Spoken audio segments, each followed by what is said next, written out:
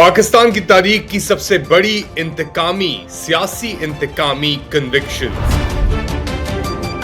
108 पाकिस्तान तहरीक इंसाफ के रहनुमा एक साथ कन्विक्ट हो गए और एक साथ ही डिस्क्वालीफाई भी हो गए। लेट अली शो यू के इस एपिसोड में आप सबको खुशामदीद। Do like, subscribe and share this content. 108 Pakistan Tehreek Insaf के रहनुमा लीडर्स को एक एंटी टेररिज्म कोर्ट ने इन मास कन्विक्ट कर दिया है 9 मई के केसेस और उन वाकयात को लेकर। इनके अंदर उमर अयूब खान, शिबली फराज, जरताज गुल, साहबजादा हामिद रजा जिनका ताल्लुक पाकिस्तान तहरीक इंसाफ से था ही नहीं, वो भी शामिल है। लेकिन दूसरी जानिब फवाद चौधरी, जैन कुरैशी और ख्याल कास्त्रो को बरी कर दिया गया उन्हीं इल्जामात के ऊपर। जुनैद अफजल शाही पाकिस्तान तहरीक इंसाफ के एमपीए, उनको 3 साल कैद दी गई। कुल मिला के जिस तरह मैंने जिक्र किया 108 कन्विक्शंस हुई हैं इस एंटी टेररिज्म कोर्ट के ऊपर। पाकिस्तान तहरीक इंसाफ का ही मौकफ सामने आ रहा है, उस पर भी बात करेंगे। मगर उससे पहले दूसरी जानिब एक और एंटी टेररिज्म कोर्ट ने इस्लामाबाद के अरेस्ट वारंट इशू कर दिए हैं 50 पाकिस्तान तहरीक इंसाफ लीडर्स के ऊपर। 26 नवंबर के जो एहतजाज था उसके ऊपर, उसके अंदर ऑब्वियसली आपके अली अमीन गंदापुर, आरिफ अलवी, असद कैसर, हमाद अजहर, आतिफ खान, अब्दुल कयूम नियाजी, शिबली फराज का नाम दोबारा, फैसल जावेद और सलमान अकम राजा, ये सब कुछ हो रहा है। ऑब्वियसली आज 1 अगस्त है और 4 दिन बाद पाकिस्तान तहरीक इंसाफ ने अपने एहतजाज का ऐलान किया हुआ है, उसकी कार्रवाइयां भी चल रही हैं और उसके खिलाफ जबर और जोर भी चल रहा है। यानी they fighting on all fronts. वो कहते हैं ना कि हर तरफ लड़ाई हो रही है। अच्छा, ये जो दूसरा केस है 26 नवंबर वाला, इसके अंदर उमर अयूब को, साहबजादा हामिद रजा को भी नॉमिनेट किया गया, मगर उसके साथ साथ अलीमा खान के खिलाफ भी पर्चे कटे हैं। शेख वक्कास अकरम, कमल शाहजेब, शानदाना गुलजार और शेर अफजल मरवत, ये लास्ट जो नाम आ रहे हैं, वक्कास अकरम, शानदाना गुलजार और शेर अफजल मरवत, ये तो उनके अक्यूज हैं कि अपने ही बंदे हैं। मगर एक दिखाना भी होता है ना यार कि देखो हम भी देखो कन्विक्ट हुए हैं। तो ये डिसेप्शन और डबल गेमों के, ट्रिपल सवारी के जो गेम्स चल रहे हैं और जिनके अंदर इतनी एक अब जोर और शिद्दत आ गई है, उसके पीछे क्या वजह है। नवंबर में टाइम पूरा हो रहा है और रेट्रोस्पेक्टिवली कोई चीज नहीं चलती। अब पार्लियामेंट को ही पैक करना है, जोर जबरदस्ती भी लगाई हुई है, शुगर स्कैंडल के भी, तो बेसिकली हर तरफ स्टिक दिखाई जा रही है एक तरफ कि उनको भी लाइन में रखो। वो तो ऐसी लाइन के अंदर है, जो इनके अहलकार हैं, जो इनकी सब हरकतों के शरीक हैं, वो तो ऑब्वियसली ऑनलाइन है। इस तरफ जो लोग बाहर थे पीटीआई वाले, उनको भी अब डंडा देने की जरूरत। तो डंडे के जोर के ऊपर जो करना चाह रहे हैं ये लोग कर रहे हैं और हम जानते हैं कौन कर रहा है। एक तरफ ये सब चीजें हो रही हैं, अरेस्ट वारंट भी इशू हो रहे हैं अली अमीन गंदापुर के लिए, मगर दूसरी जानिब अली अमीन गंदापुर भी डामक डोल एक तरीके से हुआ है।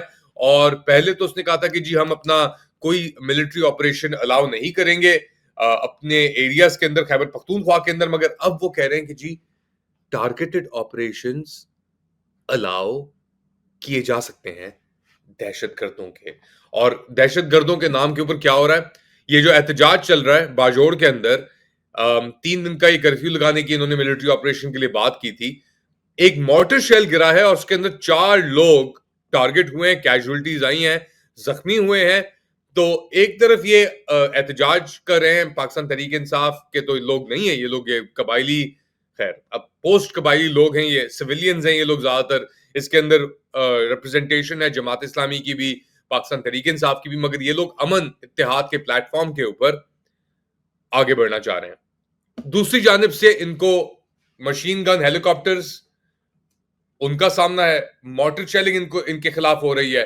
तो रियासत लग रहा है कि किसी भी अमन के मूड में नहीं है।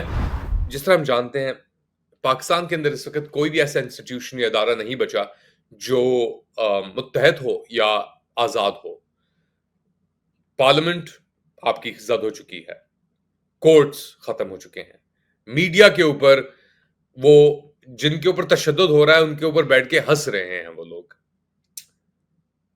सिविल सोसाइटी आपकी आपके सामने है, left leaning intellectual civil society non existent, all abettors of fascism. और सोसाइटी उसके बारे में क्या कहे। अच्छा, ये सब कुछ हो रहा है तो कुछ लोगों ने ऑब्वियसली इसके ऊपर बड़ी बहुत अरसे से फॉलो कर रहा हूं इस जुबान के अंदर आप लोगों के साथ। कुछ लोगों ने, कुछ दोस्तों ने अप्रोच किया करते रहते हैं कि यार अली, तुम्हारा बैकग्राउंड पूरी सहाफत तुमने अंग्रेजी में की, इंग्लिश में की, और अब तुम इस चीज के ऊपर तुम सवार हुए हुए हो, इस चीज के पीछे पड़े हुए हो उर्दू के अंदर, तो क्यों नहीं अंग्रेजी में करते इसे? Why don't you do it when English is your primary mode of communication? You think in English, you dream in English, you even talk in English, so why not continue this in English? And my answer was simple. मेरा जवाब बहुत सादा सा और बहुत direct था कि ये मैं जो कर रहा हूं, ये मैं पाकिस्तानियों के लिए कर रहा हूं, उनकी आगाही के लिए कर रहा हूं। अब मेरी उर्दू भी इसके अंदर ऑब्वियसली बेहतर हुई है पिछले कुछ सालों के अंदर, मेरा तो ये मानना है। अब आप इसको माने ना माने, मगर ऑब्वियसली अंग्रेजी के अंदर भी आप लोगों तक ये और ऑडियंस तक ये बात पहुंचानी होगी कि इस वक्त Pakistan is in the grips of all out authoritarianism. All institutions of the state, all organs of the state, from the judiciary to the executive to parliament, the legislative body to the media, those five pillars of what constitutes a state, what constitutes democracy in the state, have been completely run to the ground.